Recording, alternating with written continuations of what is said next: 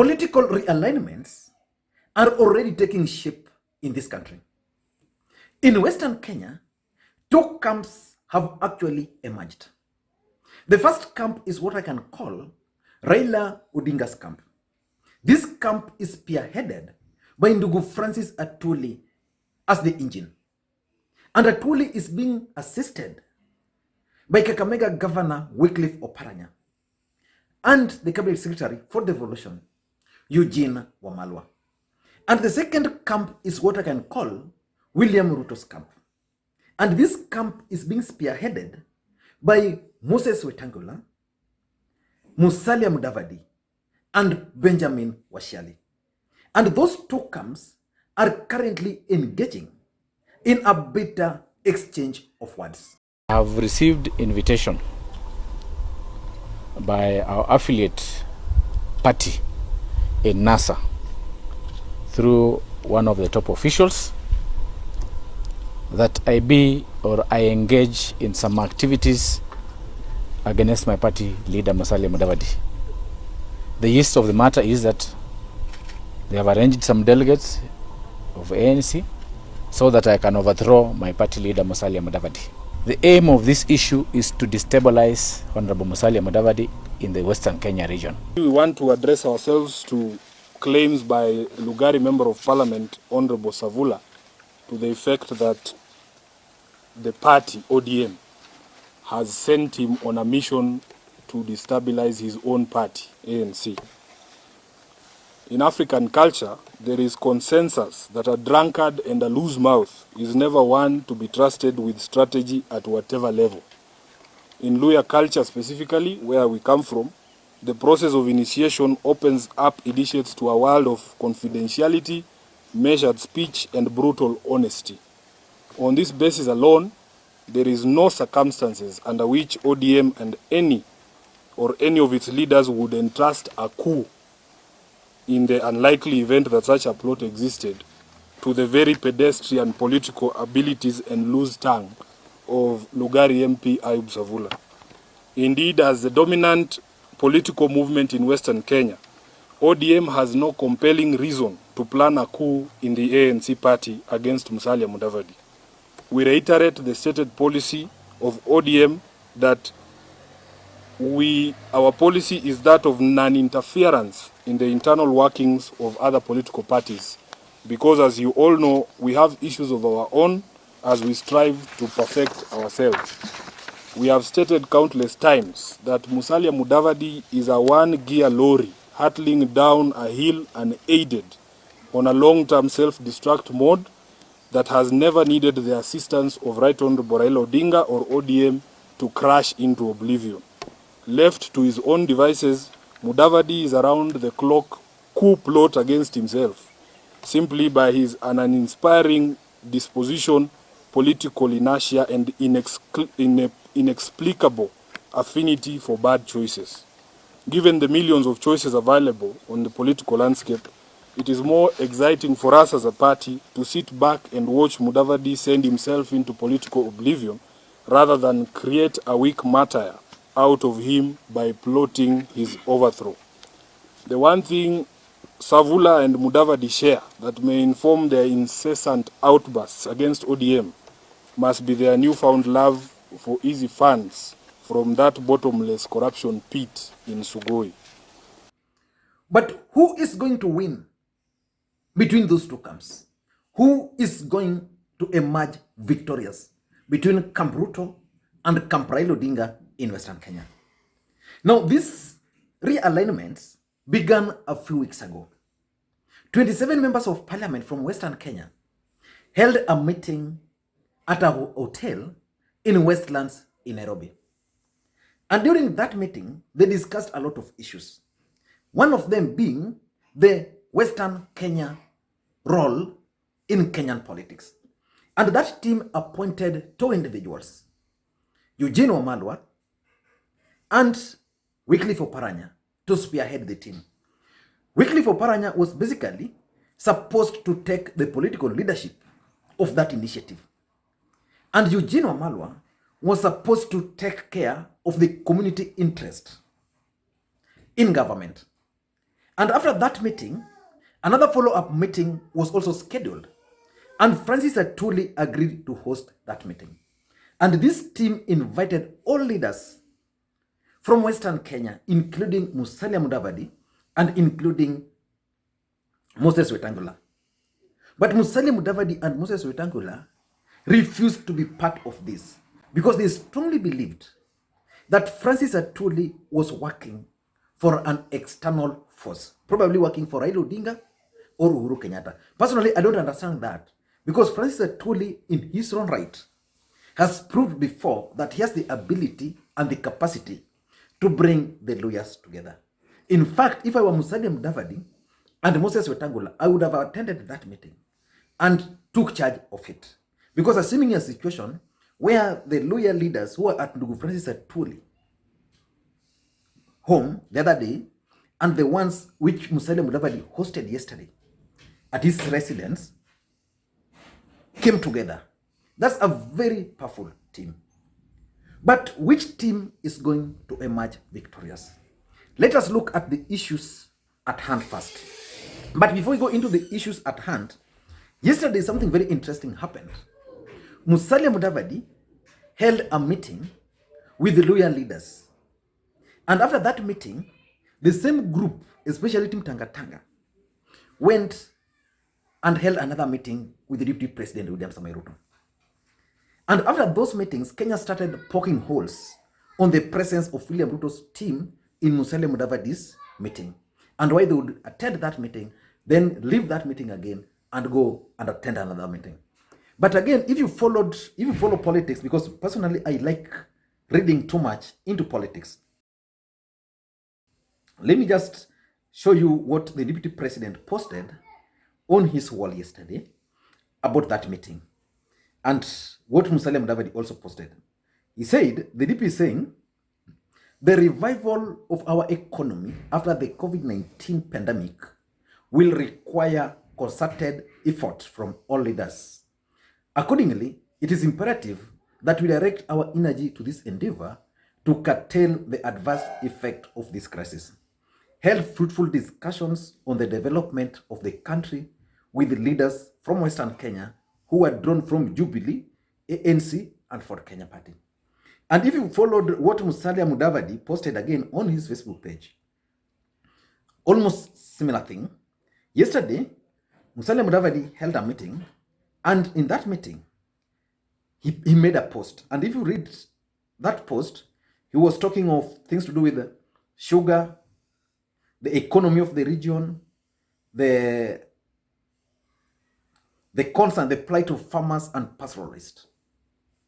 Almost the same to what the DP was talking about. But just like I'm trying to tell you guys, the group which is going to win Western Kenya is actually the group which is going to succeed in addressing 3 issues in Western Kenya. The first issue which is going to determine this is actually the revival of stalled development projects. Which team between these two is going to succeed either in reviving those stalled projects or convincing the people that they'll be better placed if they win to revive those projects? We all know that President Uhuru Kenyatta and Raila Odinga are currently in government. And we also know that Oparanya and Eugene Wamalwa have expressed support of President Uhuru Kenyatta and Raila Odinga. In fact, the two gentlemen, Oparanya represent Raila Odinga, Eugene Wamalwa represents Uhuru Muigai Kenyatta. So can these two gentlemen succeed in convincing the government to complete or to revive stalled development projects in Western Kenya? Or will Musalia Mudavadi and Moses Wetangula convince the people of Western Kenya that indeed they are better placed through the Deputy President? Even if not now, because the Deputy President no longer controls government, then probably when they take over. So that's the first issue. The second issue is the challenge of sugar and maize sector. Western Kenya actually feeds this country. So if the economy of Western Kenya is collapsing like sugar collapsed, and now maize is not doing well, then probably we are going to have a problem. So which of these two camps can actually address the challenges? The sugar industry can address the maize industry in those two, in Western Kenya. So basically, that's going to determine who is going to carry the day. And the last one is appointment of community members to the cabinet or to the government. Will the deputy president support Musalia Mudavadi for the presidency? The day William Ruto will announce that he's going to support Musalia Mudavadi for the presidency in 2022, that's the day the politics of Western Kenya is going to take a different turn. That day. Because the prospect of Musalia Mudavadi becoming the president with the support of the DP are a bit high.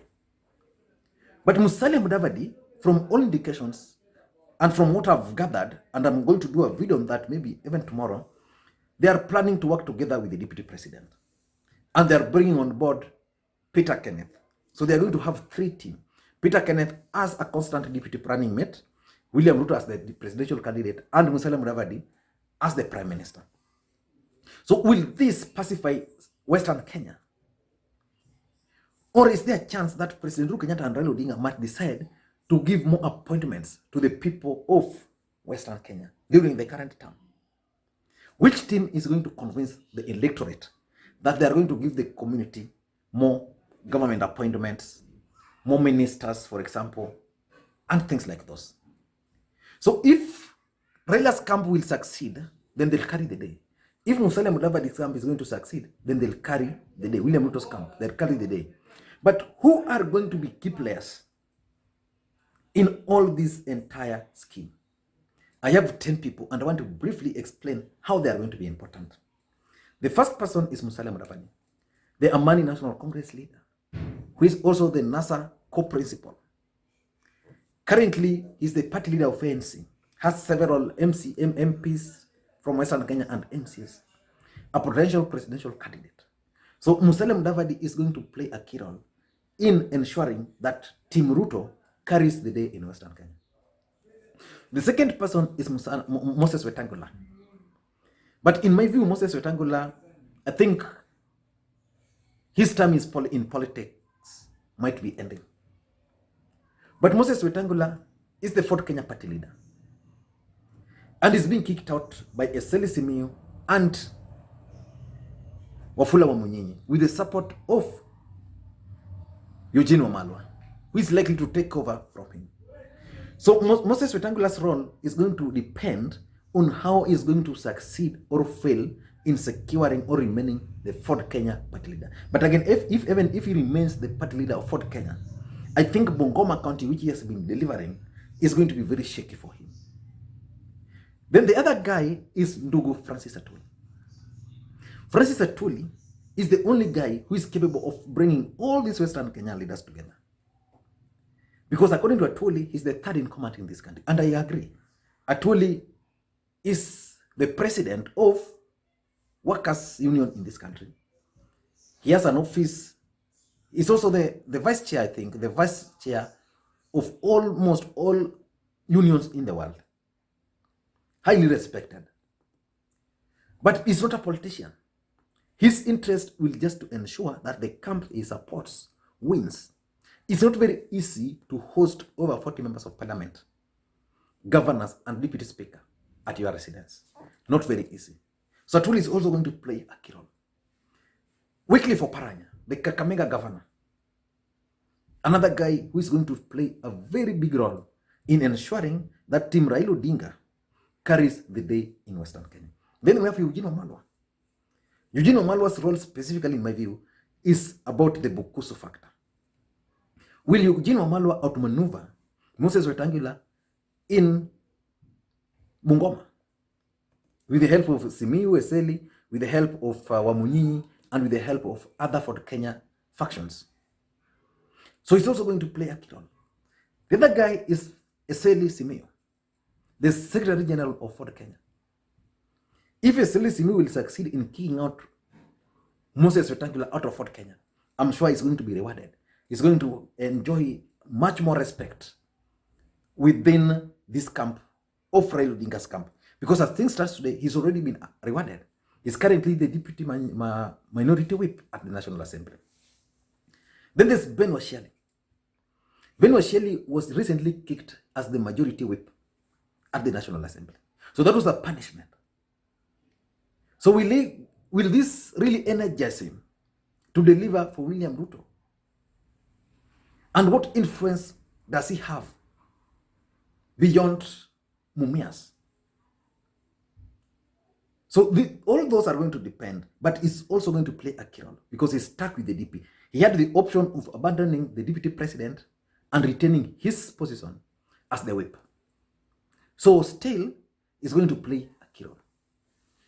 There is Edwin Sifuna, the ODM Secretary General, also is going to play a key role. ODM party is the dominant party in Western Kenya. Sifuna is the Secretary General. And you saw even the Lugari member of parliament, Ayub Savula, was blaming Edwin Sifuna. So Sifuna is going to play a key role in ensuring that Western Kenya is delivered to Raila Odinga. The other guy is Senator Malala, Kakamega senator, who wants to be the gubernatorial candidate for Kakamega.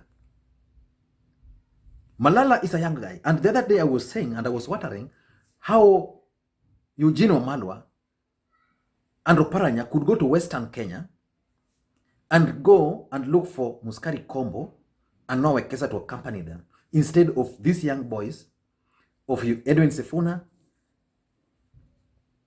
Malala Otsosi, and Kaleba Misi.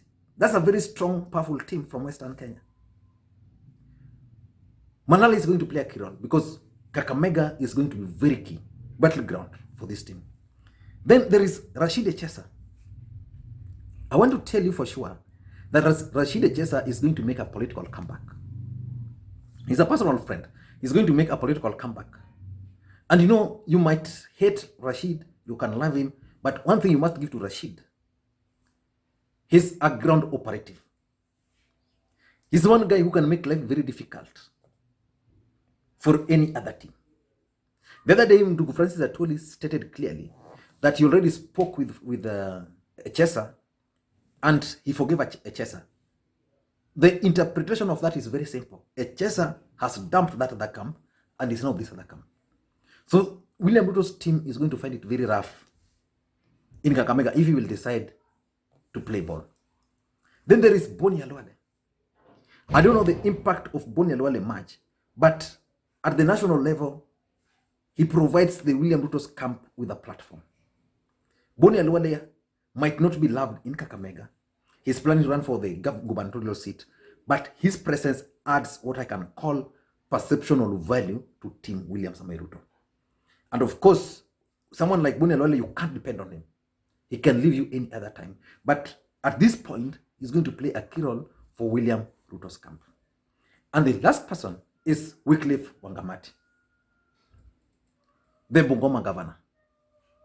Wangamati, in my view, Wycliffe, will ensure that he stops Ford Kenya leader.